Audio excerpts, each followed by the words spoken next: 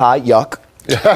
But that's the way the rules go. 40-40 with the clock at 0 in overtime. JJ, take me through your thought process there in the final moments. We said you better have 2 in the huddle. Jordan Love looked like he was signaling something at the line. It gets to 1. It was not the cleanest football game on either side. In that final moment, it hung in the balance. We are 1 second away from having a very, very different conversation at this desk right now. Because if that ball got batted up in the air and that 1 second tipped off the clock and then it falls to the ground harmlessly, a lot of harm has been done to the Green Bay Packers. So Matt LaFleur and Jordan Love escaped this with a half win and a half loss, because that is inexcusable. Because he's in shotgun, and once you get to 9-8 seconds and you still haven't snapped the ball, you just have to go under center and go and spike the ball. Yeah. You have to know that as the quarterback. Somebody has to be saying that in your ear because the play clock hasn't wound down enough. So there's still coach to player communication going on at that point. Almost as bad as it gets for the Packers, and they get bailed out by 1 second. Awful clock management and just awful situational football awareness by Jordan Love. And I say that because Emmanuel Wilson pulls off a 7-yard run. First down, 52 seconds on the clock. Next play, they throw a screen pass to Matthew Golden, and a great job by Trayvon Diggs. He tackles him for a loss, right? If you're Jordan Love, you feel pressure the next play, you can't throw it behind the line of scrimmage. Yeah. Right? Because if your running back gets tackled inbounds like he did, to JJ's point, now you're flustered, you're trying to get everybody together, and you snap the ball with 5 seconds left on the clock, and you got bailed out, to JJ's point. So we go through these scenarios in practice. We go through these, and you talk about it, 2 plays in the huddle. You have to know what you're going to call. You have to know if you're Jordan Love, you're a veteran quarterback. You cannot make that throw to the flat right here. A game like this exposes everything. We saw a little bit of everything about the Packers. Just from the Packers side, you saw this football team start out hot, take their foot off the gas, allow Dallas to come back into the ball game, and then they found plays here or there. They ran the ball well. They played good ball control, but then they started to give things up on the back end.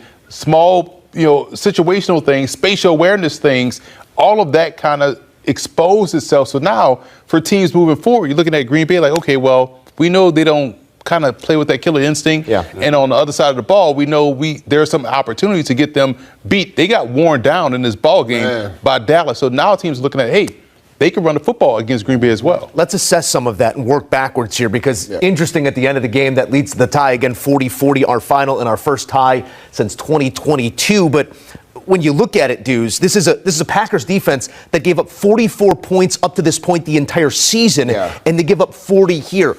Where did you see the inefficiencies on that side of the ball? This was a Brian Schottenheimer masterclass on offense. And we talked about this pregame, right? I said if Dallas was going to have a chance, they had to have long, sustainable drives, right? They have to convert on third down.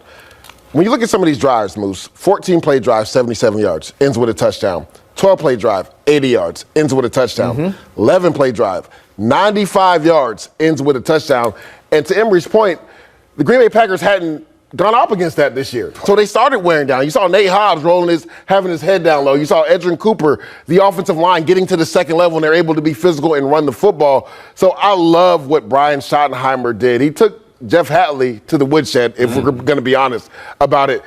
They stayed ahead of the change. That was the biggest thing, right? First down, they were gaining like 6 or 7 yards. That way, they were never allowing that pass rush to really pin their ears back on third and long. So I love the game plan from Brian Schottenheimer in this game. How were they able to do that with the personnel group that they had tonight, some of their biggest stars not available? Great question, because what happened was when Devonta Wyatt went out, that's when Dallas started to really run the football against these guys consistently. You saw them just beating up Green Bay up front. And that's common sense when you're playing ball and you're looking at pass rushers. What you're going to do, take their best pass rushers and turn them into run defenders. We're going to see how much you want to stop the run. Stopping the run is about attitude and want to. And you got to want to stop the run. Dallas knew their best bet with some of the moves they made along their offensive line. Their best bet was to run downhill and not allow Dak Prescott, although the game called for it, they had to drop back a bunch of times. But mainly they wanted, hey, the less we have to drop back, the better we are. And that's what killed Green Bay in this ballgame. If this were not the Micah Parsons Bowl, how many times would we have heard Micah Parsons' name tonight?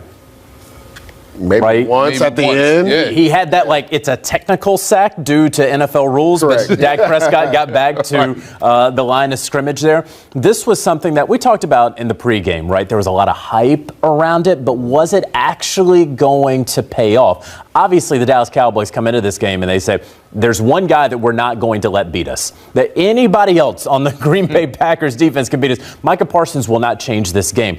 And really, he did not. And he was dealing with a back, and that sort of reared its head there in the second half of that game. So Micah, the Dallas Cowboys knew that they couldn't let him beat them, and he did not. With this tie 40-40, we still do not know whether Jerry or Micah gets the family Bible. Up in the air as these two move forward now with 3 columns. Win, loss, and tie. Your highest scoring ties, 40-40, the second highest ever and the highest since 1964. Back in studio for more exploration with the fellas. Let's get to some of the good in this one, because I'm impressed by what Dak Prescott did with his personnel group in this one. Leaned on George Pickens, but also an amazing throw in overtime. He does throw a head scratcher that might have just been dirting it out of the back of the end zone on 3rd and goal before they take the 3. What did you make of the performance here from Dak, who, I'm not saying he lacks fire ever, but you could sense that fire tonight and really wanting this. Oh, there's no doubt. And when I know a lot of people are going to look at the Dallas Cowboys record, Dak Prescott, we talked about this off camera, how he is probably the most criticized player in the NFL, in large part because of the star that he wears on his helmet. He is playing at an MVP-like level. You go back to week 1, what he was able to do against the Philadelphia Eagles, he was single-handedly keeping the Dallas Cowboys in that game. And so I know that he doesn't have the numbers that a Josh Allen does, and we're not voting for MVP right now, but I'm talking about the level of his play and how well he is playing the quarterback position. So major kudos, of course, to Dak Prescott, who the Dallas Cowboys did not punt after about 12 and a half minutes remaining in the 3rd quarter. Correct. They went out there and went touchdown, touchdown, touchdown, field goal. They win this game. Their only crime is George Pickens scoring too soon there at the end of the 4th quarter. If George Pickens somehow, takes a knee at the 1 and they can bleed off a little bit more clock, perhaps we're talking about a Dallas Cowboys regulation victory over a team that a number of folks after week 2 we're saying was the best team in the NFL. Looking at the box score coming out of this one, it's almost stark how similar these two games were by these two quarterbacks. Dak Prescott, 31 of 40, 319, 3 touchdowns, no interceptions. Jordan Love, 31 of 43, 337, 3 touchdowns, no interceptions. So a few more attempts here, dudes, but impressive stuff on the other side, too, by Jordan Love, who gives one away via fumble earlier in this game, but really settled in and delivered, including a 4th down on that overtime drive. What'd you make of his performance? To your point, you look at the numbers, they're almost identical, and I think it comes down to both of their throws at the end of the game, right? You talked about it, Moose, in the red zone.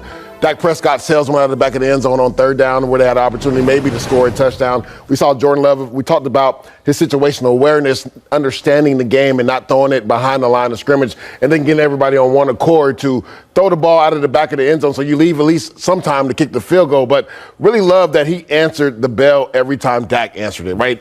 We started the show, JJ, talking about there's some questions about Jordan Love, right? They paid him a boatload of money, and I would say for 8 games of what he did 2 years ago. Right? We haven't seen him really ascend this Packers team, and he has the subsequent talent around him. Now, yes, Christian Watson is hurt, but when you got a guy like Josh Jacobs, Romeo Doubs, you draft a receiver for the first time in forever in the first round, right? You pay the offensive line. Now, a few people were out. You have all the weapons at your disposal. So I was wondering, could he lead this team if it became a shootout game? And he did, essentially, besides that one mistake at the end. So kudos to him for having, I would say, a really good game for majority of the game. Just would have loved to see him finish better. Emery, how do these teams process a tie? It's always interesting. You know how to feel off a win. You know how to feel off a loss.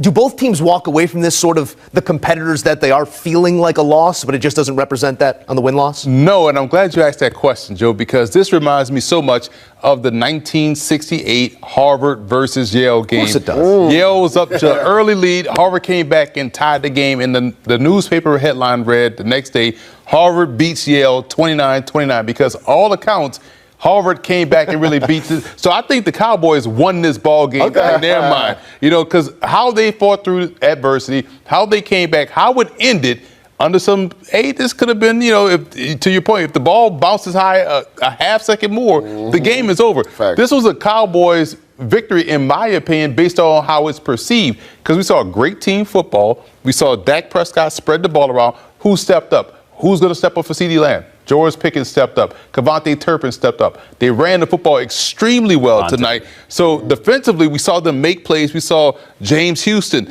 become Micah Parsons. So this was, to me, this was more about the Cowboys winning this tie and Green Bay losing this tie. So I feel like this was a Cowboy win and more of a Green Bay loss. Win, lose, or draw, and in this case, the latter. It is a draw, 40-40. The Cowboys and the Packers knotted in history. A look at the Cowboys by location this season, 1-0-1 at home, posting 40 per game. They're loving the good graces on the road. Got to get something sorted, but this Sunday nighter and